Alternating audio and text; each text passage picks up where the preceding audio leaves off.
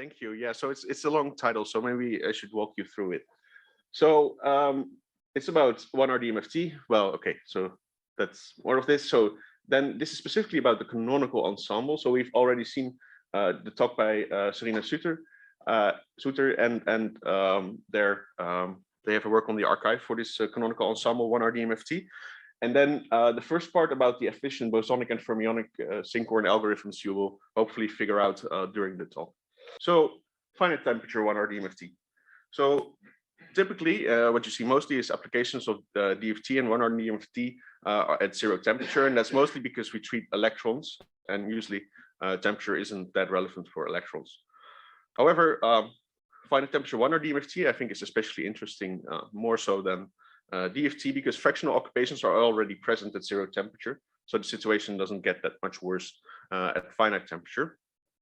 So all previous work here by Tim Baltzieff together with Hardy has been on ground canonical 1RDMFT. And like typically in quantum mechanics, condensed matter physics, quantum chemistry, etc., we like to work with the ground canonical ensemble because the canonical ensemble is a bit more complicated. And as well in the thermodynamic limit, of course, the choice of ensemble is irrelevant. However, so if you're at low temperatures, systems are finite, then you can have non-negligible effects resulting from the choice of ensemble. Then there is another argument, which I think will be most important for this talk, is also when you're using a non-interacting reference system, then you would like that to be as close as possible to your interacting reference system. So if your interacting reference system is canonical, it has a fixed particle number, then we may expect our non-interacting reference system to work better if it's canonical as well. So yeah, what can you do with this? Let me see if I can get rid of the top bar, because otherwise you cannot see the titles of the slides.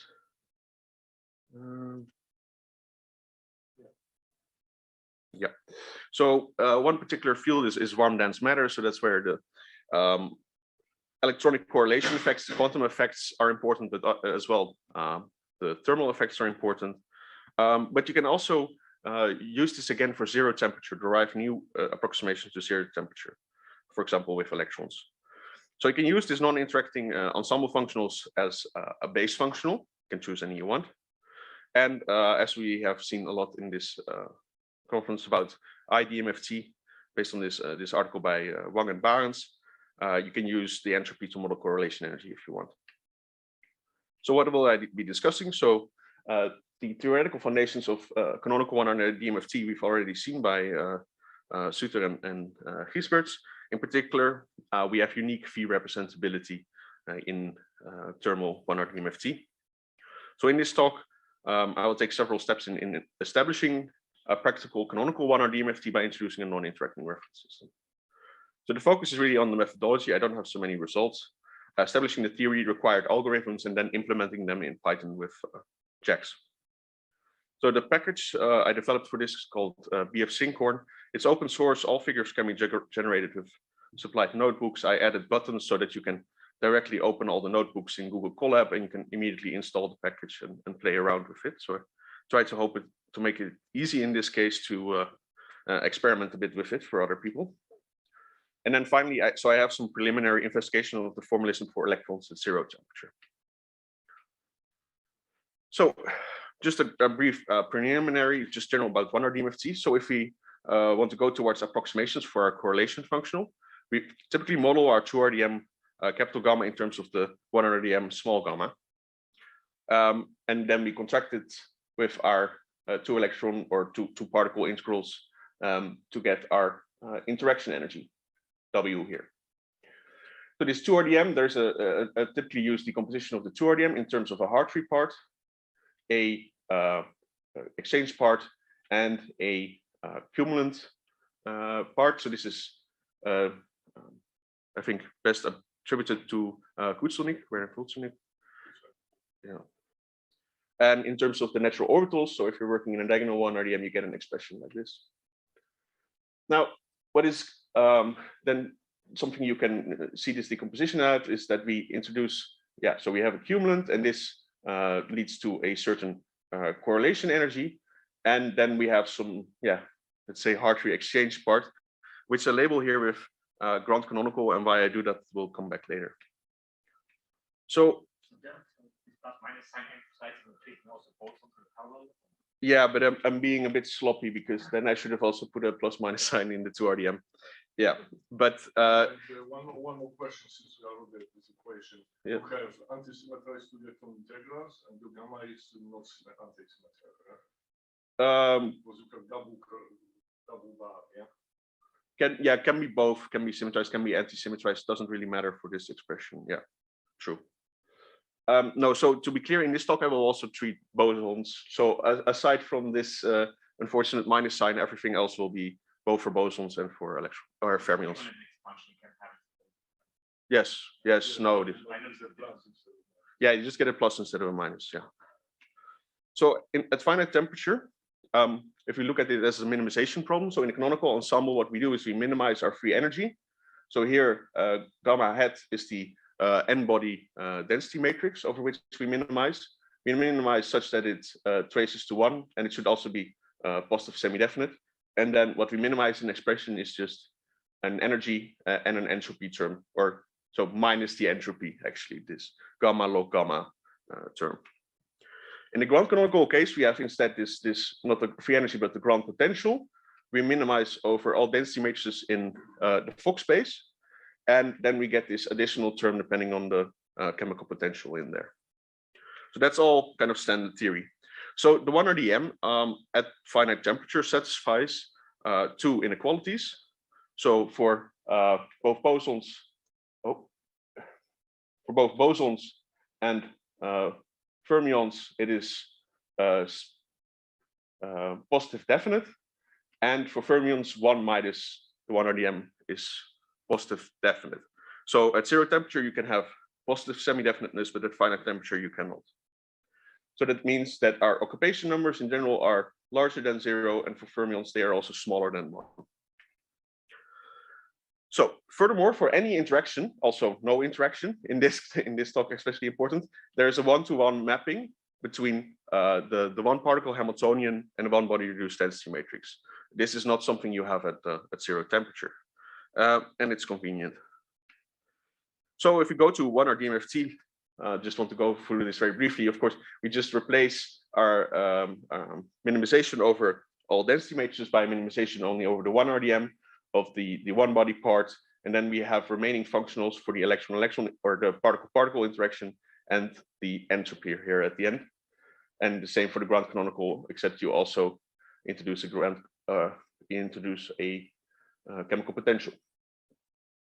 Now, what do we do with this missing part of the energy that we now need to approximate?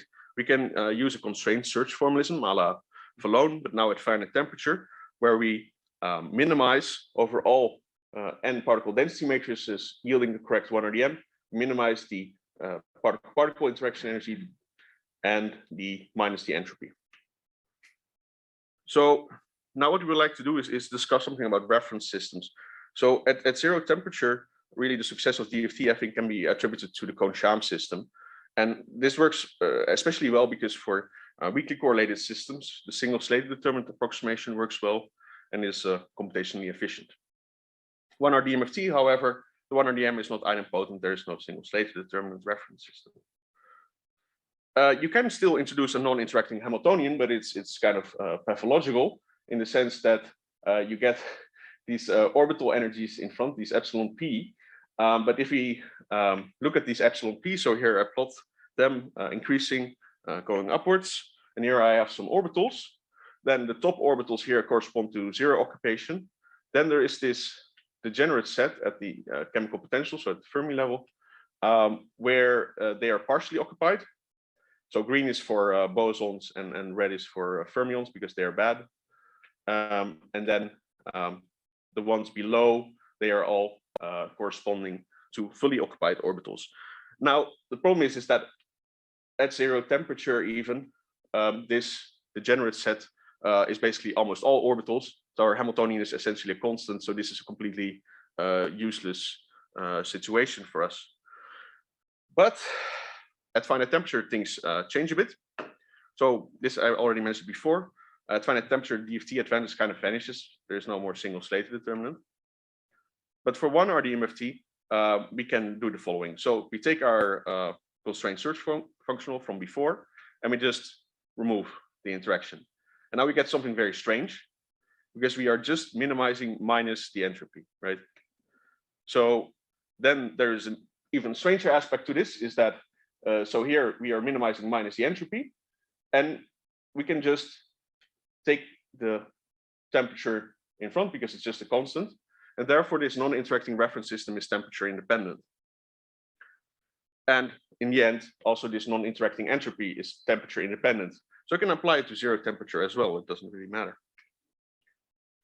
Now, our non-interacting Hamiltonian in this case is still a very simple expression like this. So still just orbital energies, and here the occupation operator.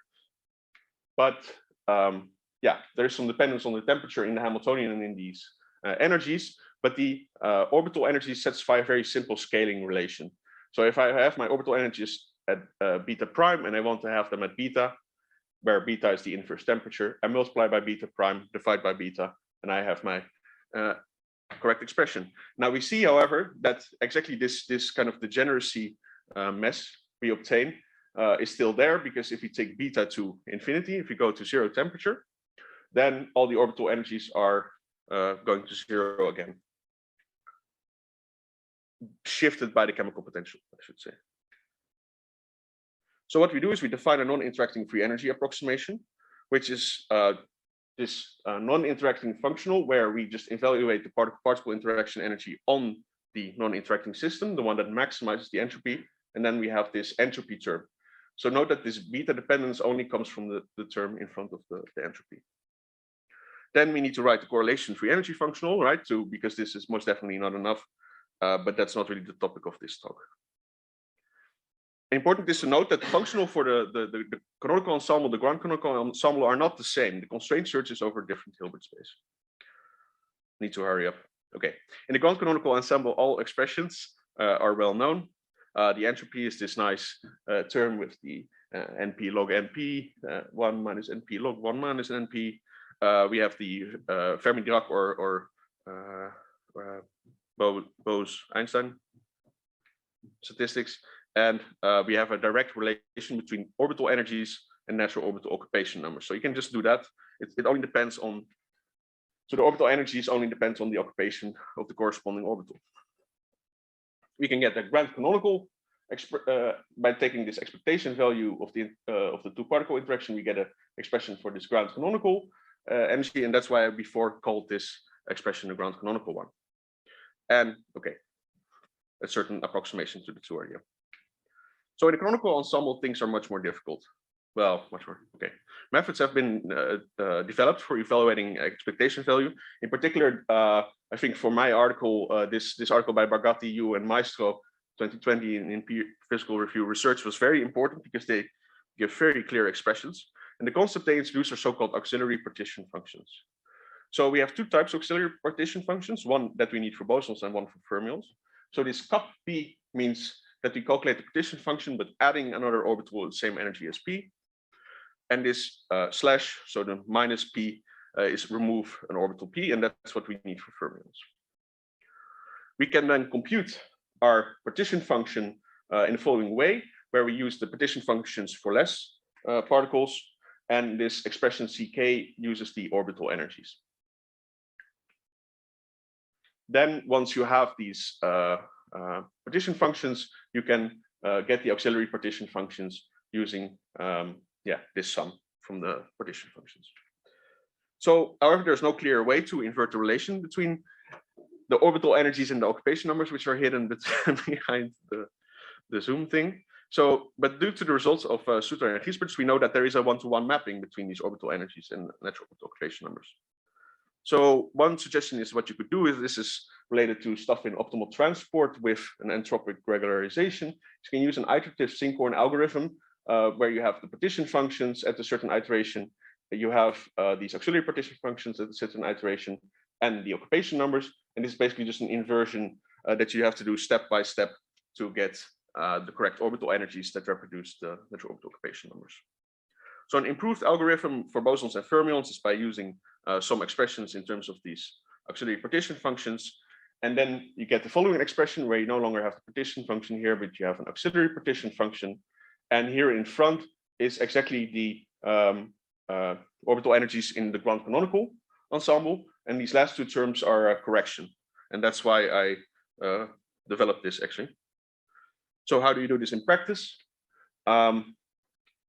It's just a basic scheme where you, iterative scheme where you input your natural orbital occupation numbers, some temperature, etc., get these ground canonical energies as a first guess. And then in an iterative scheme, you check every time, are my natural orbital occupation numbers that I get out of my ensemble, are they the same as the ones I put in? And if that's the case, you go out. If not, then you do this update by this update I showed you before. So for numerical stability, everything is done with free energies, at least for bosons, because in that case, I mean, partition function blows up very rapidly and free energies do not.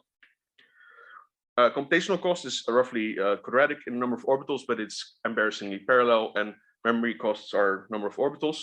So you can easily do this for whatever number of orbitals you really want, actually. I also noticed, so, I mean, there's this invariance in temperature. So you might guess that in the algorithm, it matters which temperature you choose, but it turns out to be completely irrelevant. So for the remaining, it's all just beta equal 1. I don't know why exactly. So implementation was done in Python with JAX. It's only 260 lines of code, which I think is a testament to how well JAX allows you to write compact code or unreadable code because it's too compact. I don't know. So JAX, just maybe a bit of a marketing talk for Google, but it allows for just-in-time compilation, factorization, and automatic differentiation. So it's very fast. It's just as fast as C or Fortran or whatever you want. It automatically parallelizes using factorization, so you can easily send it to many GPUs and many and use many threads at the same time. Especially if something is parallel, that's great. And automatic differentiation is that you can differentiate as if your expressions were analytical. So you get not finite differences, but it really differentiates like operations at the level of the sum or the exponential or whatever. So the nice thing is also the code works without modification on the CPU or GPU or TPU or whatever you want. So TPU is tensor processing unit. And so then what I did was, okay, I had this code, so I tested it on some distributions which were either simulated or obtained from PyCF calculations with CCSD, but this is not super essential. Then even with the free energies, fermions lead to numerical instability if you try to do this canonical ensemble. So, but the problem is you get kind of expressions like log of some exponential minus another exponential plus another exponential minus another exponential, and these terms have the very nasty habit of canceling, and then you get into trouble. So I did something else. I worked with ratios of partition functions instead of free energies. So this QM is just the ratio of two partition functions. Then this quantity C I showed before, depending on the orbital energies, I also use it in a ratio. And then instead of this sum, you can kind of this nested equation for the. So this was 95% of the work. I'm not kidding, just getting this to work. Okay, so how does it work? So this is 20 bosons in 10 orbitals. Sinkhorn goes like this. It's probably still exponential, but it's very slow. And these are the natural orbital occupation numbers for this simulated distribution, one highly occupied and then some smaller ones. And the bosonic Sinkhorn, I mean, within 10 iterations, it gets the error in the natural orbital occupation numbers expressed like this down to say 10 to the minus 12. So works fine. Then just to show off, if you do 1,000 bosons in 10,000 orbitals, it's all fine as well. And this takes a few seconds on your CPU. So you can do large particle numbers if you want. A few seconds. Yeah. For fermions, the picture is a bit different. So here, this is 5 fermions in 13 orbitals. So again, so the Sinkhorn converges exponentially, but very slow. And the fermionic Sinkhorn, it converges also quite rapidly still. So around 100 iterations typically for the fermionic, around 10 for the bosonic. But there is this strange behavior. So at first the Sinkhorn is a little better. The fermionic Sinkhorn looks a bit unstable. In some cases, it may even blow up in the first few iterations. So this is again just making some distribution of the occupation numbers, guessing that n are strongly occupied and the rest are weakly occupied. So what I did from then was just hot start this fermionic Sinkhorn with 10 iterations of the Sinkhorn algorithm, and then this first part was much better. So here I took from HCO CCSD in a CCPVQC basis. So this is the distribution. We have a lot of very close to zero orbitals, but they're still important, unfortunately. And the Sinkhorn doesn't really manage to converge, but the Fermionic Sinkhorn, after it's hot started, jumps down and then gets quite a good answer, but doesn't really manage to tightly converge. So numerics are still a bit of a mess, unfortunately, with the Fermionic stuff.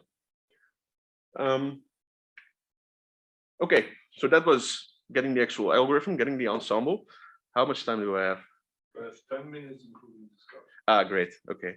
So we'd like to have also a expression for this non-interacting energy. Sorry. So for the expectation value of the two-particle interaction on the non-interacting ensemble. So that's this W0 of gamma. But now instead of having this separation like in the ground canonical ensemble of NP times NQ, we still need to calculate these expectation values.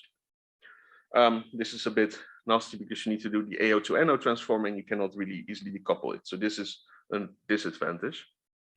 So there's a very simple expression for non-degenerate orbitals, P not equal to Q. So minus sign top is bosons, lower sign plus is fermions. You can get in terms of natural orbital occupation numbers and these orbital energies, you can get an expression, but clearly this doesn't work if they're degenerate. And also if they're not the same orbital. So if it's the same orbital, so NP squared, for example, for the bosons, you need to get an expression like this. Well, fermions only in this case are a bit nicer because you cannot have more than one electron in an orbital. For degenerate orbitals, one needs to again do a recursion like this, but none of this is very expensive. So now for zero temperature, because from what I will show from now on will be all zero temperature. So why does this choice of ensemble matter at zero temperature? So the reference ensemble itself is independent of temperature, so we can use whatever we want. So if we take the limit of our free energy to zero temperature, so inverse temperature going to infinity, we are still left with this W0 of gamma and a correlation function of gamma. And so we can make different choices for this W0 of gamma coming from the ground canonical ensemble or canonical ensemble, whatever we want. So they get different occupation values, different 2 RDMs. In the canonical case, for this you need this Sinkhorn algorithm I detailed. So the question is there an advantage to this canonical expression? So one thing you might imagine is that the 2 RDM for this canonical ensemble case, it actually corrects to, or it actually contracts to the correct 1 RDM. While for the ground canonical expression, because you are missing this 1 electron contributions, it does not contract to the correct 1 RDM. Then there is another thing that, of course, this is also a bit of the case with Kohn-Sham and other theories. So our non-interacting density matrix will in general break symmetries and in particular spin symmetries. So it will have the correct expectation value of SZ, but it will not have the correct expectation value of S squared typically. So we can kind of alleviate this by restricting our Hilbert space. So we had already the canonical, the ground canonical. Then what I also did was this canonical, but only using eigenstates of the SC operator, and one where I restricted also the S square from the canonical. So that, yeah, in general, you need configuration state functions, but for 2 electrons, that's particularly simple. They basically become bosons. So this is H2 dissociation, CISD, so exact in AUXCC VQC basis, and I've plotted here the entropy. Now, I'm not particularly interested in the entropy, but it shows an interesting pattern, namely that, so this ground canonical entropy, it's all the way on top, then we get the canonical entropy, then the one where we restrict SZ, and then the one that we restrict S squared. And this is kind of what we expect, because what we are doing when we are going from one to the other is we are restricting the variational freedom, is maximizing the entropy, and therefore we simply get a bound here. Then looking at the interaction energies in a slightly too busy picture, maybe. So I plotted here just restricted and unrestricted Hartree-Fock as kind of as a reference. So here's the unrestricted and the restricted Hartree-Fock. The exact curve, the golden one for the CISD, and then using the same 1 RDM, these 4 different choices of the wave function space. And now something kind of interesting arises. So this ground canonical one, it's all the way up here, the purple one. Then we get the one where S square is restricted just below that. Then where we restrict SZ, and then the general canonical one. And that even goes below the restricted Hartree-Fock for a larger distance. So now you have a lot of questions, of course. So what happens if you do self-consistency and with or without constraining the one RDM to have equal occupation numbers, signatures, etc.? And now the easy answer is I don't know, because I haven't tried. But at least for the ground canonical case, we know from a theorem of Leap that it will go down to Hartree-Fock, right?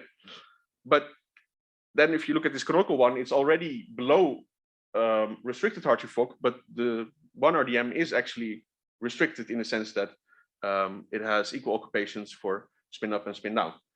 So where will it go is a question. And then for the other ones, I don't really have an idea, actually. So that's an interesting question. So for future work, as of yet, so only evaluation on exact one RDMs at 0 temperature. There needs to be some improvement of the stability for fermions still, I think. It's quite reasonable now, but you can hit a very unfortunate case and then it's not stable. Self-consistent optimization would be nice, so I can look at these questions about where it goes if you optimize. I usually do that integrating with PySCF, and they have recently also released this PySCF AD, or the first version of it, where they use JAX as well for the whole PySCF. So then you can easily differentiate through the whole program if you want. So also immediately doing things like optimization of nuclear positions and so on, and properties and so on and so on.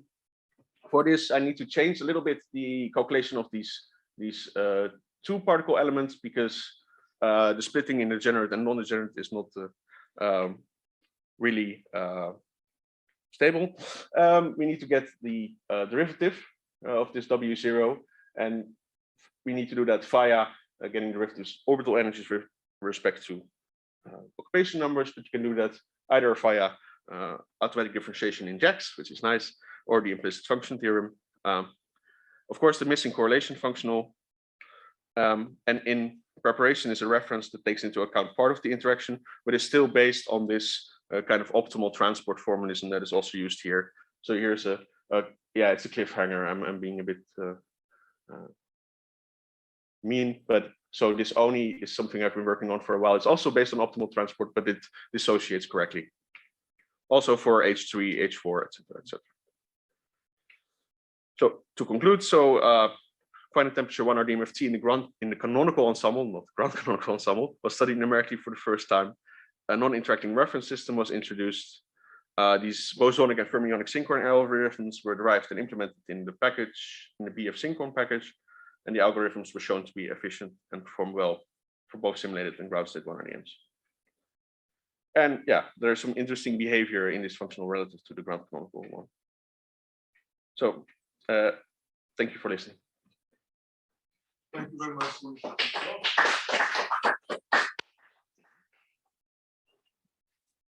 Now we have some time for discussion.